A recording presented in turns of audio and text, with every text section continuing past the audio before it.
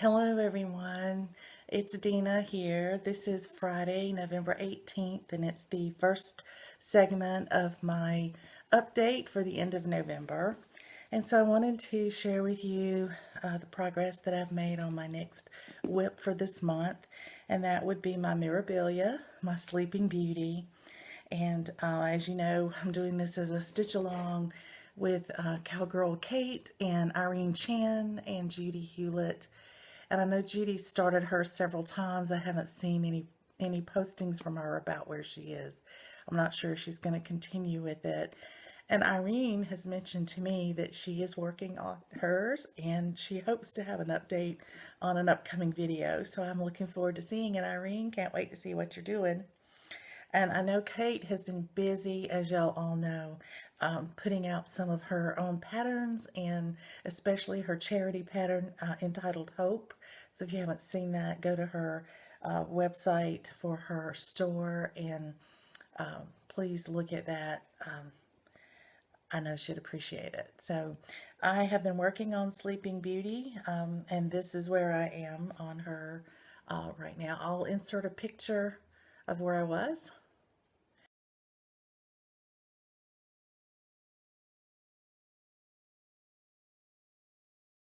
And then this is where I got to on this rotation. And I'll mainly just show you this part of it. Let me get that light out of the way. That's very bright. My goal this month was to finish the skin on her neck. I had done her face last month and started the neck, but I finished her skin on her neck this time. And then I went on down past her neck and started working more on her dress. So starting with the front of her light pale green gown. So it's a slow progress because that 1/1 skin, takes quite a bit of time. So I think my goal for next month is going to be to continue across the gown over toward the other side to try to bring the picture together all the way across. And I may not make it all the way across, but I will work as far across as I can in the time, that I've allowed for this WIP. So I think that's important, just to make my small goals. They're working for me really, really well. So I'm excited about that. I'll put that in my storage box. And then I want to share with you, just very quickly, a couple of books that I've been reading. Because I went out of town to my stitching retreat, I decided that I would read en route to the retreat rather than stitch, because we would be stitching all weekend, and I thought my hands might need a little bit of a break, and I wanted to just wait and kind of enjoy that with my friends that were going to be at the retreat. So I went to the library and I checked out a couple of books by authors that I know, and I knew they would be great reads. And the first one I read on the way up, and the second one I read on the way back. But the first one is a novel by R.D. Robb, and I think most of you who've read anything by her know that's just a pseudonym for Nora Roberts. But the R.D. Robb novels are all about a detective named Detective Dallas, and she is in the future, at least 25 years or so after 2000 and something. And she is married to a former criminal that she actually caught, I think, in an early book. And they basically investigate homicides. So it's a bit of a murder mystery, except that you start with her, just like you would a detective show. You have a report of a murder or a discovery of a murder, and then it's up to her to solve it. And I like it because we learn things when she does. We don't know anything more than she knows, so you can really test yourself and see if you can figure out any connection from the hints that you're given.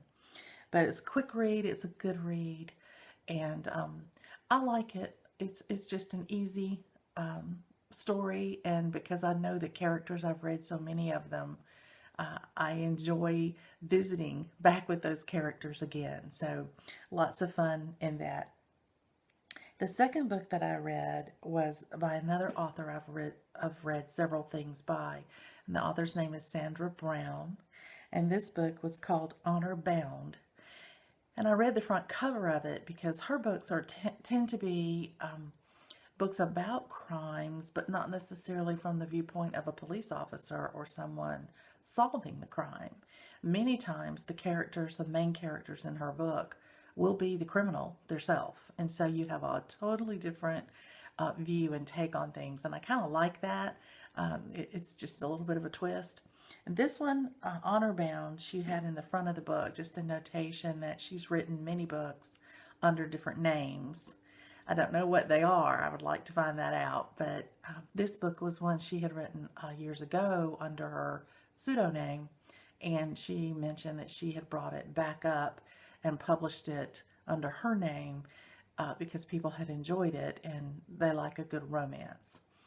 This was a sort of a romance. It was not terribly graphic. There's a little bit of mature information in there, but nothing that would probably turn you too far off the book. But I liked it. It was a good story.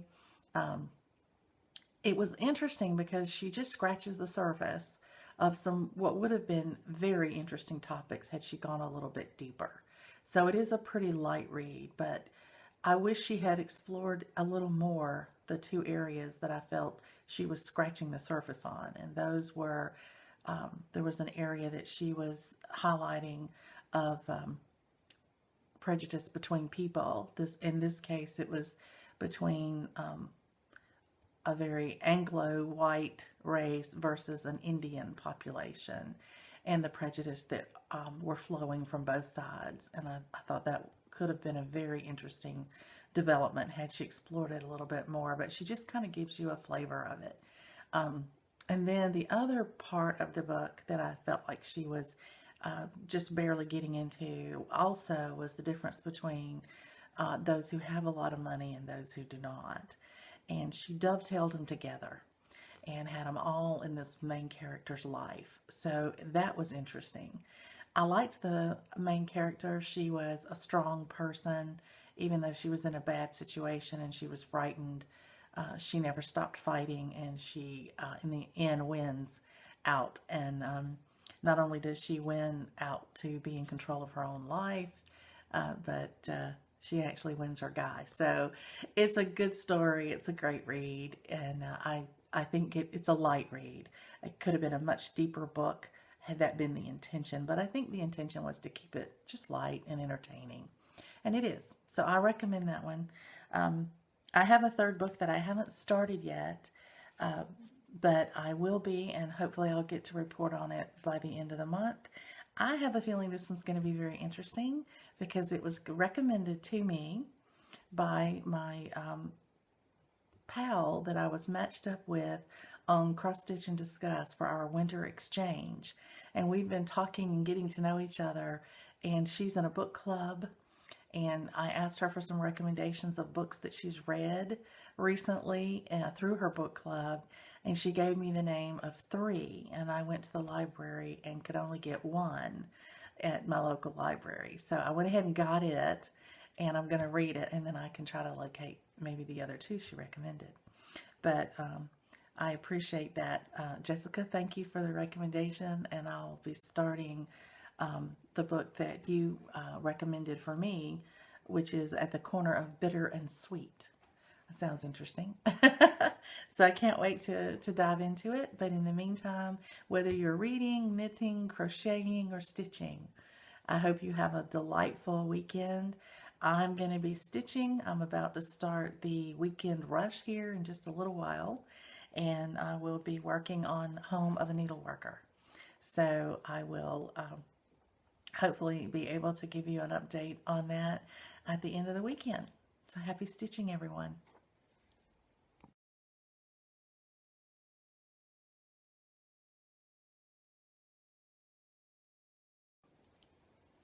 Hello, FlossTube. This is Sunday, November 20th, and I'm here to give you a very brief update on my current WIP and my progress that I've made on it this weekend during the weekend rush. I'll insert a picture here of what it looked like when I got started.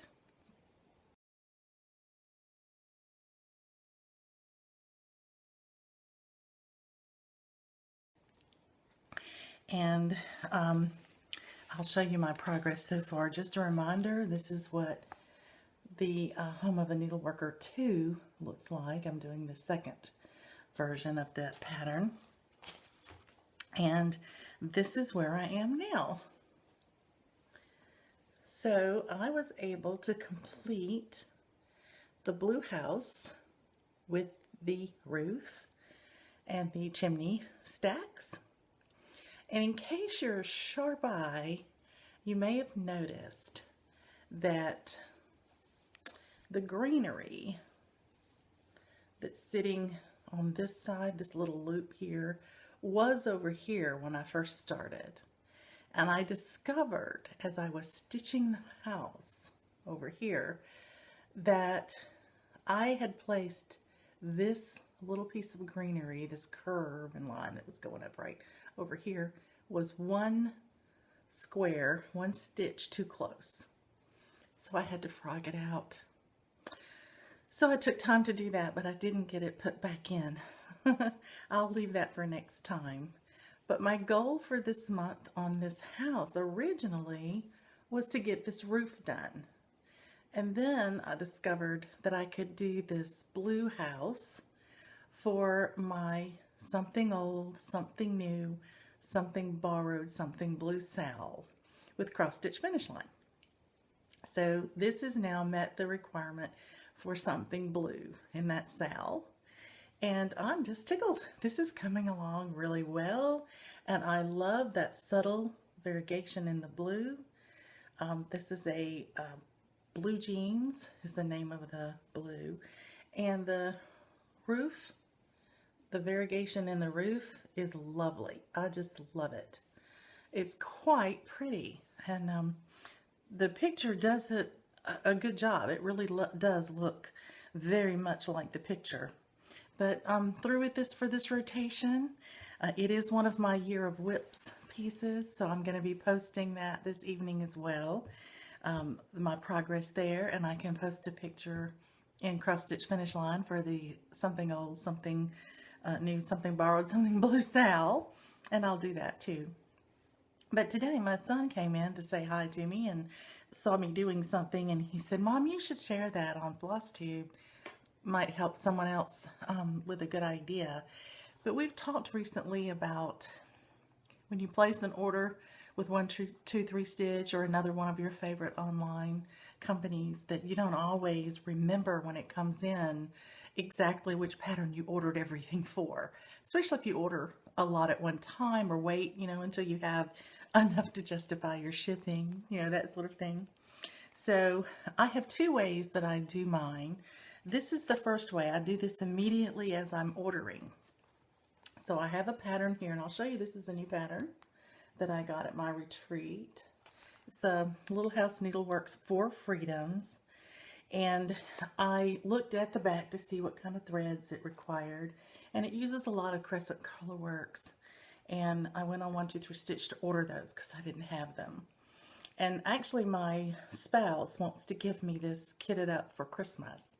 He asked me to pick out some patterns I liked, kit them up, and he wants to wrap them up for me for Christmas, which is awesome.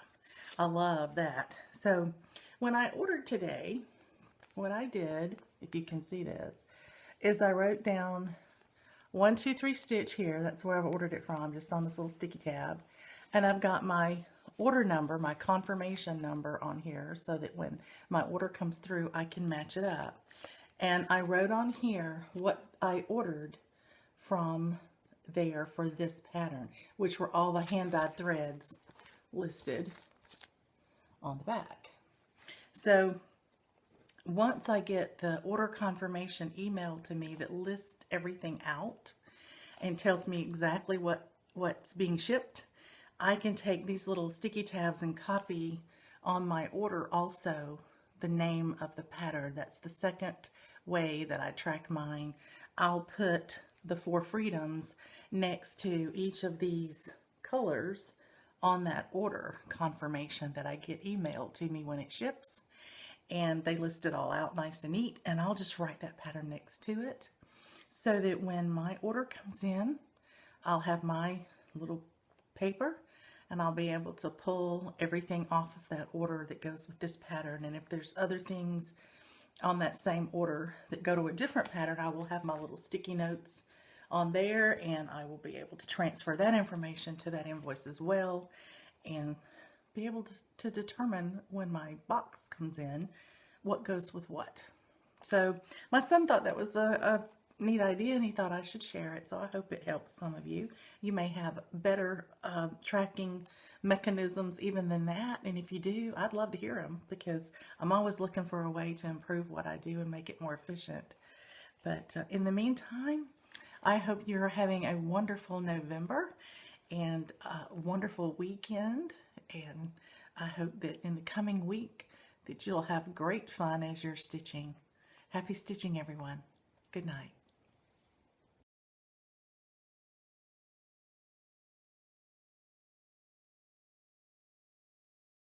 Hello, FlossTube. How are you today? This is Dina. I'm back to finalize my November WIP update portion of the video, and then I'll have a little more information hopefully to add at the end. But let's get started for today, shall we? One of the WIPs that I've been working on since I last filmed an update is one you've been seeing for a while. It's Smoky Mountain Christmas, and this is where I'm at with it. So I've got a bit of work done on it this time. Pretty excited about that. I have had the goal of finishing the column that I was working on, this section that ended with this coat. So I've come down there and finished all this up, the sleigh, and I even started going cross country a little bit with the sleigh. I just finished out my threads, so you can see how it's headed this direction, and I'm pretty pleased with the progress on that. I think it's looking beautiful. I was going to try to back stitch. I've stopped back stitching at the second bear, and was going to try to get that in that red ribbon and the coat back stitch this time, but doing the stitching on that sleigh or sled and going on across with it until I ran out of that thread really helped me to get a lot more of that stitching done. And so I just went with it. It was flowing and it was working well, and I was enjoying it so much. So I'm looking forward to that. Not going to set goals today for December. We'll talk about that just a little bit. December's going to be a very busy month. As y'all know, it's a holiday month. You know, it has Christmas in it, and right on that, New Year's Eve. So we have a choir concert at our church coming up the 4th of December, and then we have it's my birthday month, and so we have some birthday plans as a family and friends, and so it's going to be pretty busy, and I'm going to be out and about quite a bit. So I'm not sure how much stitching time I'm actually going to get the month of December. You know me, I want to stitch every day. So I'll get in as much as I can. But I may have to just take that piece as I come to it in my rotation and look at how much time I have to stitch that day and just set a little goal for that day. So I'm not going to have any goals to tell you today, but next time when I videotape the progress, I'll tell you what the goals were and if I met them or not. So my next piece is called Children's Garden. Pardon the rustling. I should have taken this out first, but I didn't. I actually taped this once already, and I forgot this piece. So I had to go back and grab it, and that's why I hadn't taken it out yet. But this is what it's supposed to look like. It is a Butternut Road pattern. And I started this piece for the ABC, now I know my ABC SAL, and with a cross-stitch finish line. And last time I showed you this piece, I had finished the alphabet and the little girl's head. I'm not sure I have a picture of that, but if I do, I'll insert it for you. But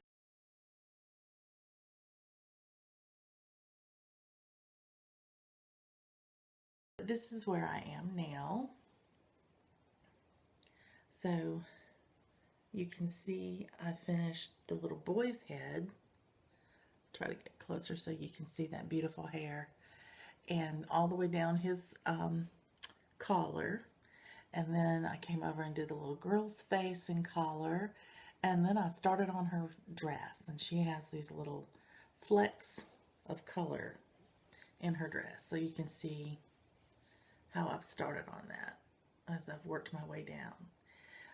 I posted a picture of this in the ABC SAL on that Facebook group when I finished for that day. We stitch on it for one day.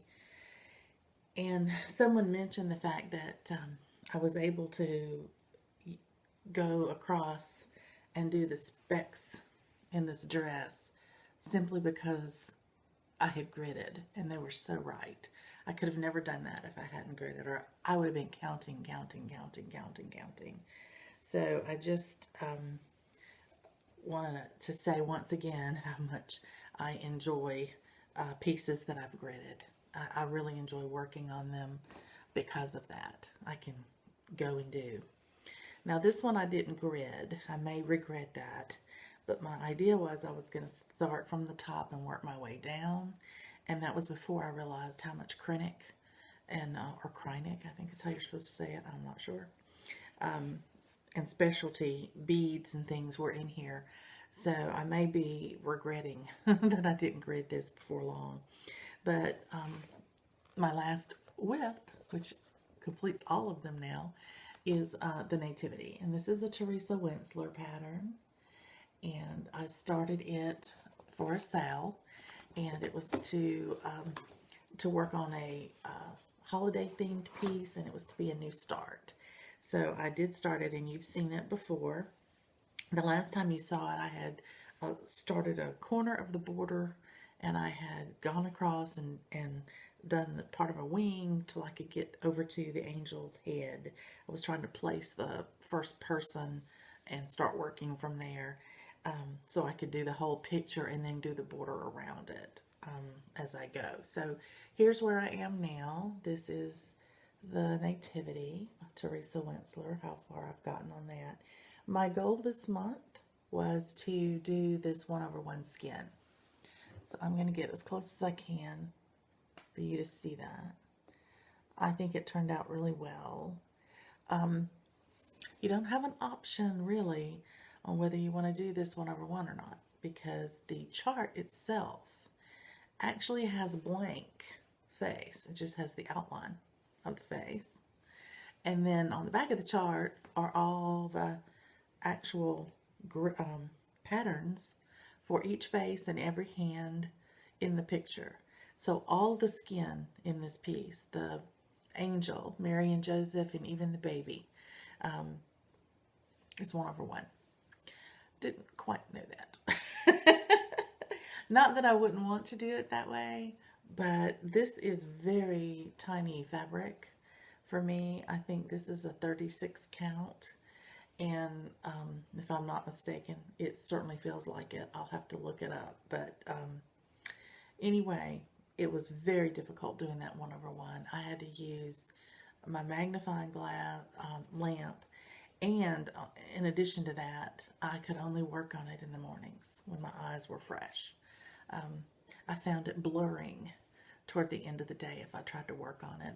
I couldn't see it well, but I got that done. So I'm very happy with the progress on that. I met all my goals this month for my stitching, which was exciting for me, especially since December is going to be kind of a difficult month as far as time. But I wanted to share something with you. I've heard some people say they're worried about doing a Theresa Wentzler because of all the blended threads. And I got to thinking about that as I started this one. This is my first Theresa Wentzler, and I thought through it and said, well, how can I make it more convenient for me? If I'm stitching, what would be helpful for me? And I came up with this. And if you've got other ideas like this that you've used on a piece that has a lot of blending, I'd love to hear about it. Please put it in the comments below so we can all see it. But this is what I came up with. I bobbinate all of my floss. I just do. That's the way I store it. And since I started that way and I have such a huge set of it, I just continue doing that, and I kind of like it. It's neat. It's easy for me to grab my colors. I enjoy it. It works for me. So you'll see these are all bobbinated. But this is my bobbin for a single color. There's the white. Then when I come to a blend, and this is a blend of white and 3743. It's the first blend on her pattern. I took a bobbin and I wrote the two colors that are in the blend, and I put the lower number first, and I put it in my box by the lower number, the first number, because that's how it's listed in order in her pattern. I'll show you that because it's not a pattern, it's the actual numbers. But you see all of those brackets, you see all of them? Those are blends. And if you'll notice, most of them are brackets. So on her first bracket, it says Blanc and 3743. So I have my white or Blanc in the front of my box, and the very next bobbin is the Blanc 3743. And then my next number is Ecru. And then it's a 316. So I do file it by the lowest one first. And basically I've put my colors in the same order as her list of colors with their emblems.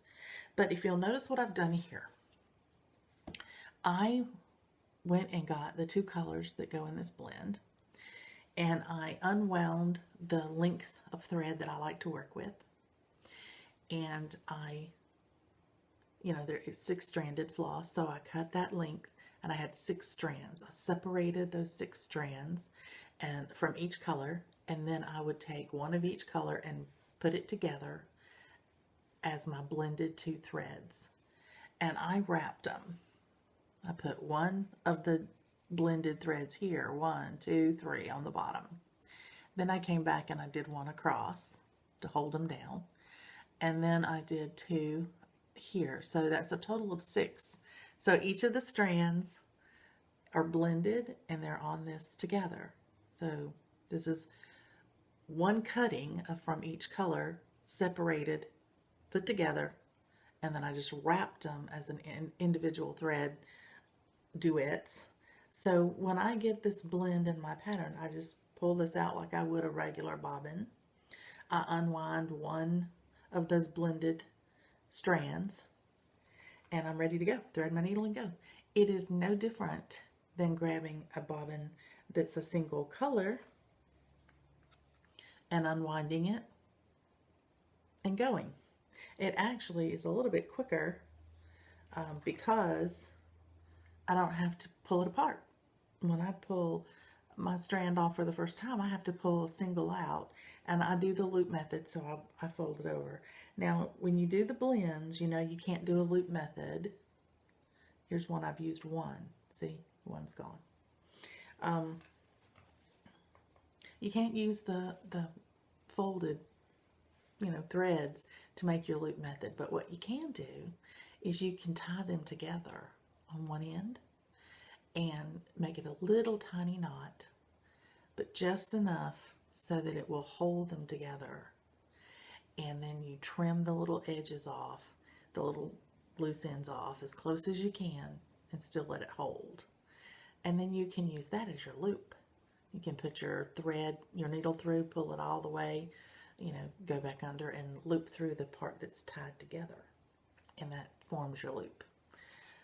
It's not quite as neat as maybe when you have a loop method, but it's pretty close, and it tends to work well for me. So that's what I'm doing with it. But I thought that would save me time, and so far it has. I haven't worked enough on it probably to give you a real full report on it, but I know when I have that blended thing, I just go to that bobbin, pull it out, unwrap it, and go. So it doesn't, I don't dread having it be a blend. And I have another piece that I was working on, and there was a blend, and I had to stop and pull them and cut, cut the two colors and pull them apart and blend them and get going. And I thought, gosh, I'm so glad I did this throughout the whole color, key for my Theresa Wentzler, because it's so full of blends. And then I've decided that I will take this box with all these blended bobbins that I've made in here, and I'll probably just make it my Theresa Wentzler box. So any piece I do for her patterns will probably be kitted up in this box, and what I can do then is just use a lot of those blended bobbins that I've made and use them over and over again, because I think she uses a lot of the same color combinations, just sort of a color palette that she's familiar with, and I'm hoping that that'll help me a lot. So I'm happy about that. So let's talk just a little bit now about December plans. I think that I'm going to participate in a big SAL in December. It starts on Christmas Day. It's the 12 Days of Christmas SAL. And I'm excited about it. You're supposed to work on something starting Christmas Day. You're supposed to work on something that is related to the 12 Days of Christmas song. So Partridge in a Pear Tree, or Two Turtle Doves, or so you can come up with whatever combination I think you like that meets it. But I actually have a pattern that is a beautiful pattern of the 12 Days of Christmas songs, and I made this pattern once already. I made these as Christmas ornaments, and if you'll wait a minute, I will get the pattern and show you. Pardon me for leaning into you. I'll try to edit that out. So I have a pattern that I think will be perfect for this SAL, and I'll show it to you. I have a picture of it I can show you. It's not the pattern itself. This is the pattern. I love these. I made them as ornaments for my sister Stephanie one Christmas. I made them separately and then finished them as little puffy pillow ornaments. But I love the colors and I love the artwork. It's just delightful. This is from Better Homes and Garden Cross-Stitch Christmas 2002. I have lots of old magazines. Some of you do too, but that's the one I got it out of. And I intend to make mine, for me, I want to make it more like this. I'm going to make it a wall hanging, but I'm going to make it a little different than this. I'm going to make it with 3 across, 4 rows down. So it'll be a little more narrow like this. It'll look like about that size. And instead of the blank space in the middle, I will have these just going across here. Okay, I have my fabric already. But let me show you this. This is funny. This is all the calculations and figuring that I did to come up with the placement myself. But I have it now. I started out with I was going to do 4 across and 4 down, 3 down, or do it like they did with the big open space in the middle. And then I decided I didn't want to use it as a table topper. I actually wanted to be able to hang it up on the wall at Christmas. So looking at my fabric, it was actually fit better if I did 3 by 4. And so then I had to stop and calculate, do I have enough room? And I had to figure out how much space I had to put between each of the ornaments or pictures. And so I've got that calculated out. But I intend to start this on Christmas Day. And so I would do the Partridge in a Pear Tree on day 1. And then on December 26th, I would do 2 turtle doves. I would start each one. I probably won't get them finished in a day. But if I can at least start each one, then I'll have the whole piece started within 12 days. I'll have a start on each one of them. And then I can put this in my whip rotation whenever I'm ready. And my thoughts are right now I'm down to 8 whips. I have gone up to 10 so I could participate in the Year of Whips, which, you know, runs all year long through December 31st of next year. And so I only have 8 of those left. And quite honestly, looking at the ones I have, most of them now are long-term projects. You know, they're not shorts, they're not smalls. So I may not get to finish all of them in a year. I might only get to finish, you know, enough to make 5, which is half of what you put in your Year of Whips. You have to finish at least half to qualify for the drawing or their prize giveaways or whatever. But even if I do that, if I'm down to 5 whips by the end of the year, I'll be closer to a finish on all of them. So at some point, if I don't put anything new all year next year and just finish those, I'll be bored.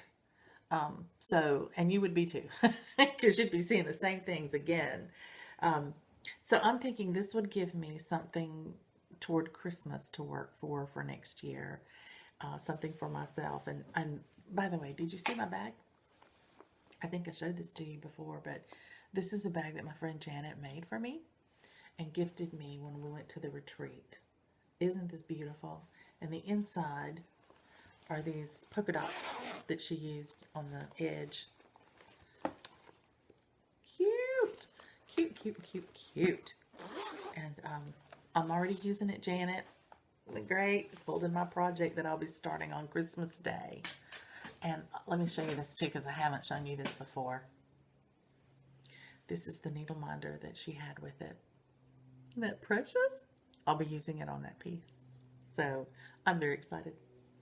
I already have it sitting out on my board over here so I can put it there when I start on it. So also, because I'm doing that huge stitch along that requires me to have a new start for the first 12 days starting Christmas Day, I'm not sure if that's gonna knock out me working on one of my or 2 of my regular, you know, whips. Probably maybe more than that. So I'm not sure how much stitching on my whips I'll get done in December. I'll get some done on some of them. Just don't know that I'll get all of them this time. So I'll have to decide. I've got to pull out my planner and put down what I'm going to work on when, and got to do a little bit of that in the next day or 2. So December will look a little different because of that. I just thought I'd let you know. I'm not sure why. I guess just so your expectations would be already established. But the last thing I want to share with you before I close for today, I guess, is that I have 2 finishes that I'm trying to do that are gifts for Christmas, and I'm trying to get them. It involves sewing, and so I'm trying to clear my cross stitch out for the month and get it all finished. That's why I've finished stitching already.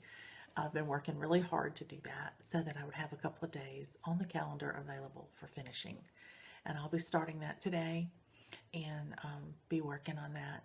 So I'm hoping that I get them done before the end of the month, and if I do, then I'll share them at the end of the video. And if I don't, the last thing that you'll see on here is a book report. I mentioned earlier that I had gotten a recommendation from Jessica to read a book called Hotel on the Corner of Bitter and Sweet, and I have read it, and it is delightful.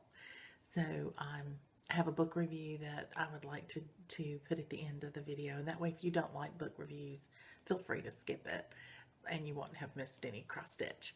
But if you don't mind hearing a short book review, then hang in there with me. I'd appreciate it. And then I'd like to hear if any of you have a good recommendation of a book that you've thoroughly enjoyed. I'd love to hear from you. Let me know what you're reading. Just put it in the comment below. The name of the book and just a brief sentence or two about it, and that'll give me a list of things to maybe look at down the road. I am reading my second recommendation that Jessica made now, and it's light, all the light that we cannot see.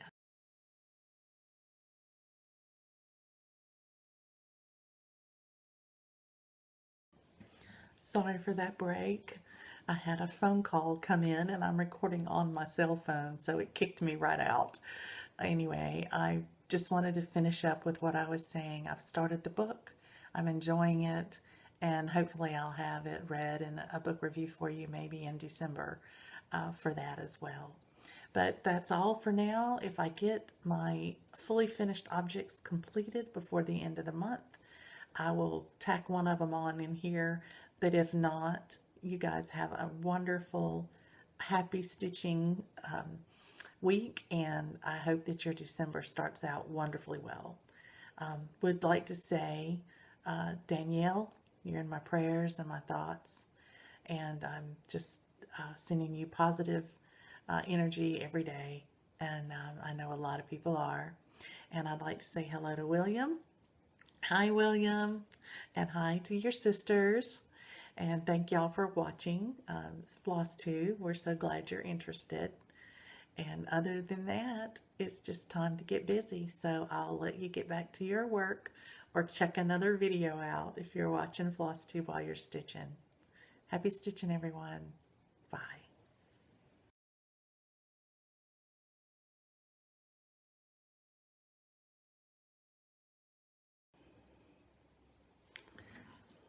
Hello, this is Dina, and I'm about ready to upload my November report. And I remembered that one of my comments on my previous video was to ask if I would show the pattern that was gifted to me by Brenda. And it's a Mirabillia pattern, and it's Touching the Autumn Sky. So per the request, I'm going to share this with you. Try to keep the glare off of it. See how close I can get to you. Isn't that precious? This is absolutely beautiful. So I've kitted it up. I'm hoping to start it in the coming year.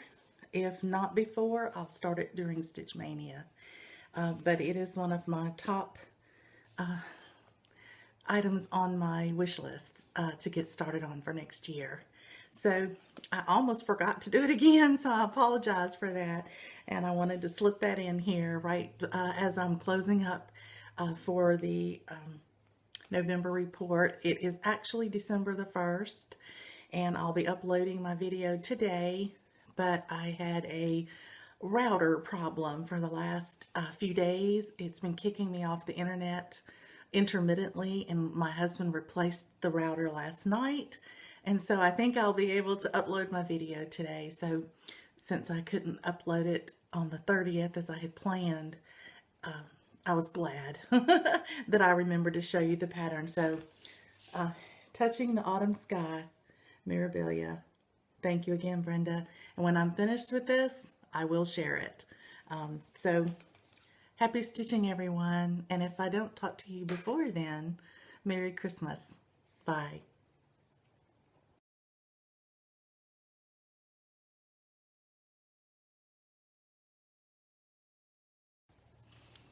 Hello. Thank you for hanging in here with me for the book review. I just wanted to share with you the book I had finished this month, and it is the one that was recommended by my gift exchange partner on the Cross-Stitch and Discuss Facebook group, and her name is Jessica. And thanks, Jessica, for the recommendation. I thoroughly enjoyed the book. So this book is Hotel on the Corner of Bitter and Sweet. This is what it looks like here. This was written by Jamie Ford, and I believe it was actually his debut novel. And the book is written about a middle-aged man, a Chinese man, by the name of Henry Lee. And it's written very shortly after his wife of many years, I believe like 37 years or so, had passed away from cancer. So he is alone, and he's been grieving a bit for her and missing her. And his grown son, who's in college, comes to visit, and they talk a little bit, but you learn that he and his son were not that close, that his wife, Ethel, had actually been the one that had the more close relationship with their child.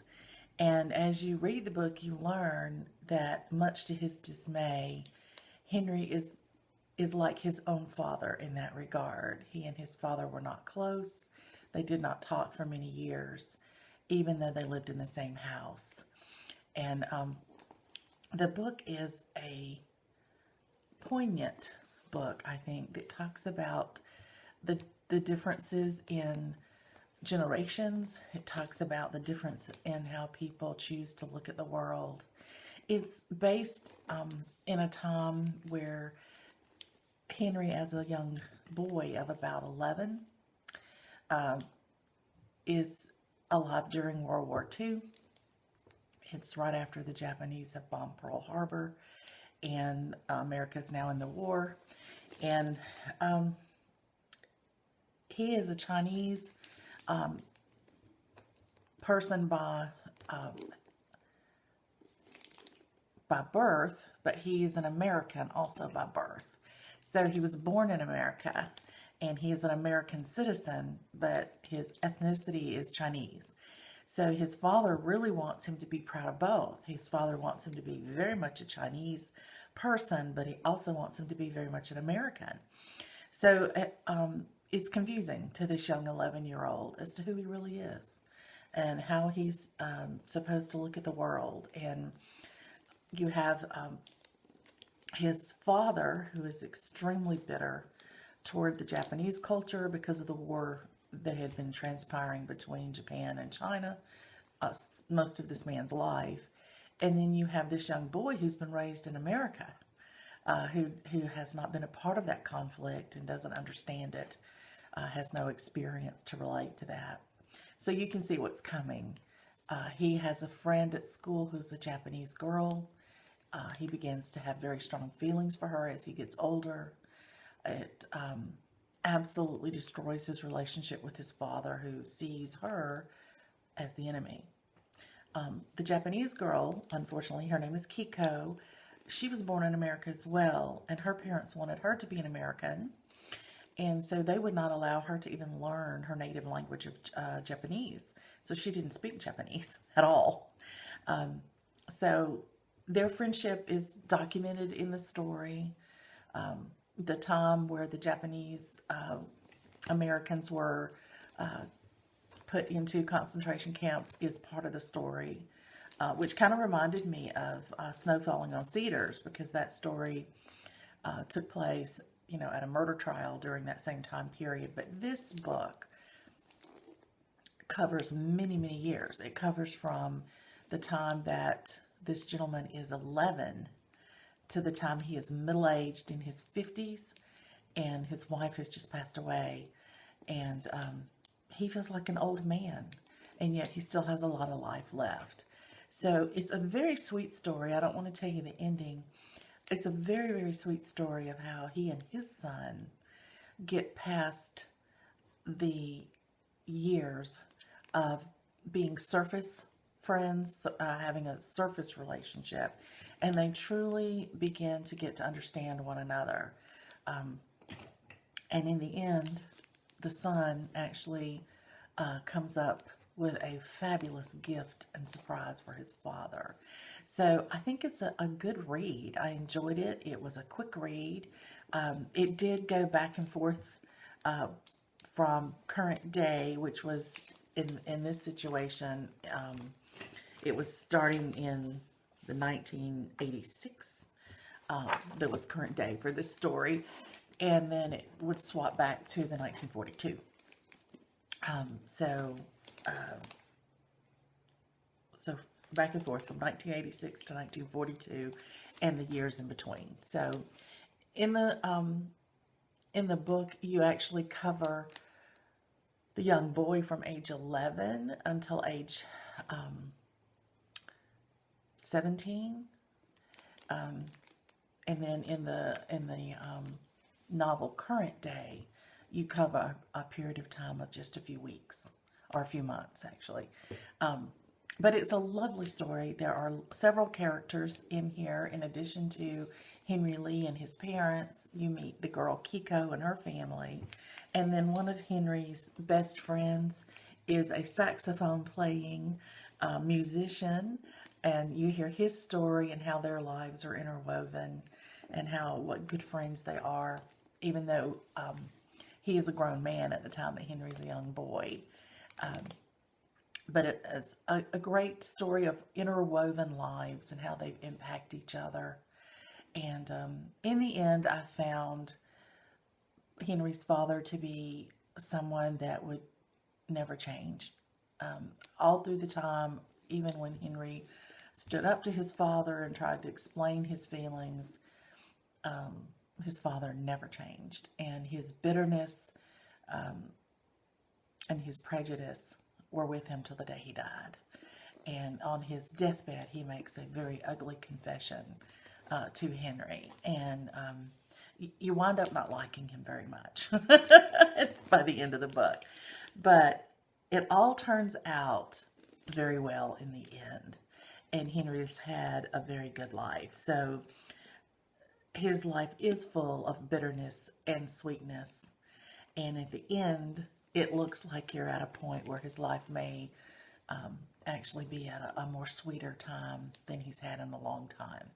So it was an encouraging book. It had a good range of emotion in it. It's a very clean book. There's nothing in here that you would be embarrassed to read in front of anyone, even out loud. So I think it would be a great read for you, and I highly recommend it.